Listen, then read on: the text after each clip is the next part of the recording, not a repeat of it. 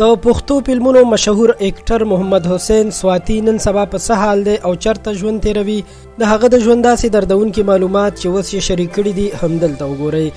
زموږ چینل پښتو پوسټ هم سبسکرایب کړئ چې په راتلونکي کې زموږ هره نوې ویډیو تاسو ته په وخت ورسي او تاسو ترې معلومات حاصل کړئ. محمد حسین سواتی به تاسو ټول پیژنئ چې د پښتو فلمونو یو مشهور اداکار دی.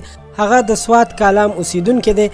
په خپل یو نوې انټرویو کې هغه ویلي چې نن سبا د خپل بچو او کورنۍ سره په لاهور کې اوسېږم او د کرونا د وجې فلمونه هم نه جوړیږي، نو ځکه نن سبا په کور ناست دی. د هغه څلور زامن او دوه لوڼه دي. زامن یې تعلیمونه کوي او وایي چې یوه لور مې واده ده او بله لور مې هم ورکړې ده. محمد حسین سواتی وایي چې نه غواړم خپل بچي فلمونو ته راولم ځکه چې فلمونو کې د فردي نشاته څه کیږي نو هغه هیڅ چاته هم معلوم نه دي. هغه وایي چې زه ټولو خلکو ته وایم چې د فلمونو دنیا ته مه راځئ او ځانونه وساتئ. سواتی دا هم وایي چې زه په موبایل فیسبوک باندې خپل تصویر هم نشم اپلوډ کولی، خو یو کس زما په نوم باندې آی ډي جوړه کړې ده او دغه آی ډي د شرابي سواتی په نوم ده چې نورو اداکارانو پسې کنځل کوي او بدې ردې وایي.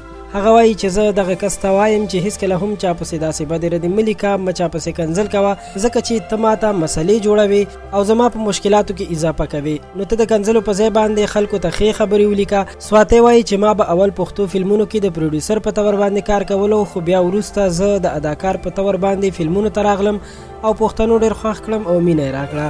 هغه وایي چې نن سبا د کورونا د وجې حالات خراب دي او د فلمونو بزنس ډېر خراب شوی دی. د فلمونو د فحاشۍ باره کې هغه وایي چې نن سبا د پښتو فلمونو لیکوالان او جوړونکي ټول پنجابیان دي ځکه چې پښتانه فلم جوړونکي سرمایه نه لګوي، نو ځکه پنجابیان چې سرمایه ولګوي هغوی په خپله خوښه فلم جوړوي.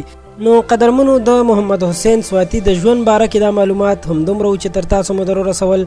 دا ویډیو خامخا لایک کړئ، زموږ چینل پښتو پوسټ هم سبسکرایب کړئ چې زموږ راتلونکي ویډیوګانې هم تاسو ته په وخت در ورسي. ډیره مننه.